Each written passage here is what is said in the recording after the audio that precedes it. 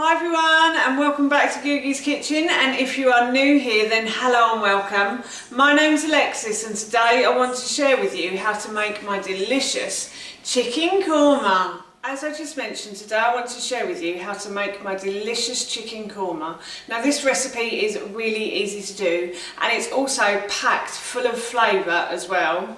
When I used to eat processed foods and sugars, I used to love getting a takeaway curry, but nowadays I don't tend to do that anymore. In fact, I don't do it at all. I actually prefer making my own curries, and I really like making everything from scratch as well. So in this recipe, I'm going to show you how to make a korma sauce, which is really delicious. So here is how to make my delicious chicken korma. So the first thing I'm going to do is make my sauce for the korma. So for this I have 2 garlic cloves peeled, which I'm just going to put in the bottom of my NutriBullet cup.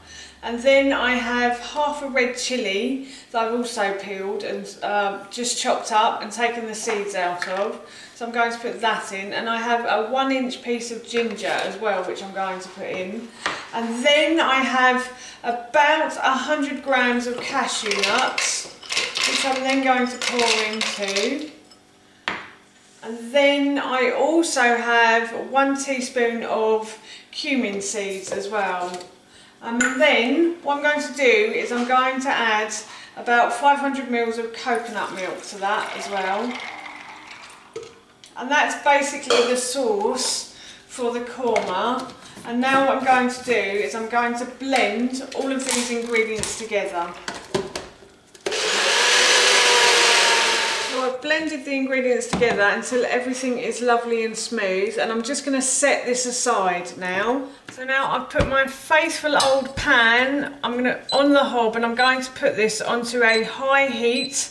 And I'm going to let this heat up, and while it's heating up I'm going to add a little bit of oil to the base of the pan, probably about a teaspoon or 2, and then I'm going to spread the oil around the base of the pan with my plastic brush, and I'm just going to make sure it's all evenly coated. And as I said, I'm going to let this heat up now. So the base of my pan is sizzling away nicely now, and what I'm going to do is I'm going to add 2 garlic cloves that I've just peeled and sliced.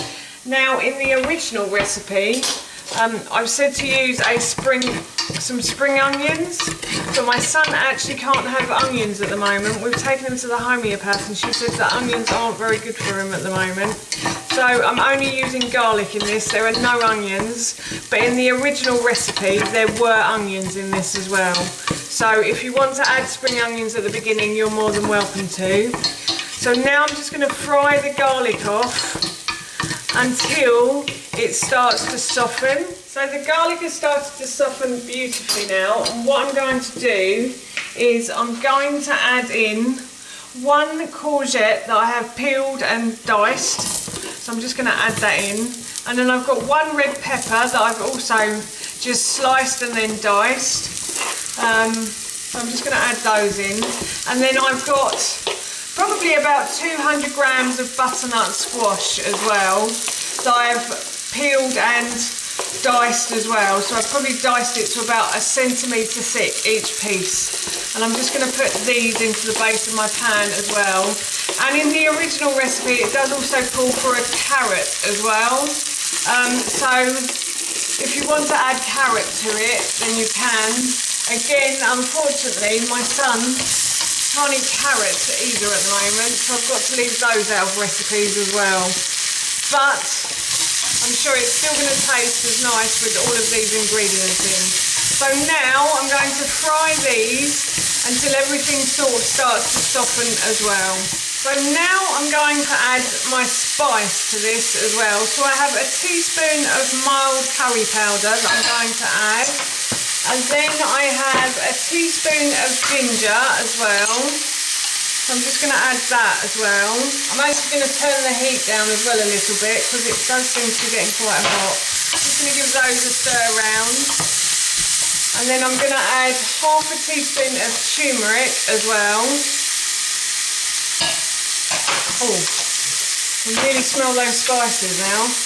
And then I'm going to add a teaspoon of ground coriander to that as well. And then I have half a teaspoon of ground sweet cinnamon as well that I want to add. I'm just going to add a half a teaspoon of that, and that's just to add a little sweetness to it. We do buy ground sweet cinnamon, but you can use ground cinnamon if you can't get the sweet stuff in the supermarket at the moment.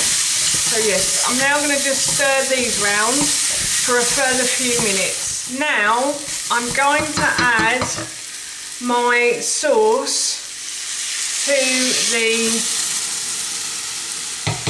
vegetables, and you might be wondering, where's the chicken? Well, I'm actually using leftover chicken, so I'm going to add it in right at the end just to heat it through. But if you wanted to use like chicken breasts, just chop them up and add them in when you fry off the onions and the garlic, and then you can add the vegetables in as well. And I'm also going to add in now chicken stock. So I've got about 500 ml of chicken stock there as well. And I'm just going to bring all of this to the boil, and then I'm going to leave it to simmer until all the vegetables are really lovely and tender. So yes, and I'm going to boil some rice now as well. So my rice is almost boiled now, and what I'm going to do is I'm just going to add a little bit of salt and pepper, because I forgot to do this earlier, to the korma now. So I'm just going to add a tiny bit because it's already quite spicy, so it doesn't need any too much pepper in it. And then what I'm going to do is I'm going to now add my cooked chicken in. So I have about 500 grams of cooked chicken. So this is from a roast dinner we had on Sunday, so I'm going to add this in now. And then I'm going to add in some chopped coriander as well. And I'm also going to add in a couple of handfuls of spinach as well. And then I'm just going to let the spinach wilt down and the coriander mix in. And I'm just going to mix everything together as well. And that, once the rice is boiled, is our dinner done. And I'm going to serve this with some quinoa Peshwari bread. So I made a quinoa Peshwari bread, and that video I will link in the description box below for you, but it is absolutely delicious as well, so please go check out that video too.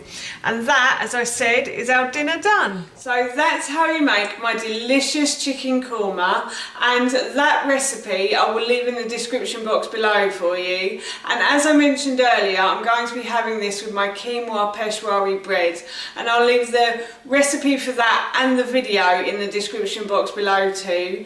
So that's it from me. Thank you so much for watching. Please feel free to give me a big thumbs up if you enjoyed this video, and please feel free to leave any comments below, and please don't forget to hit that subscribe button. See you all soon.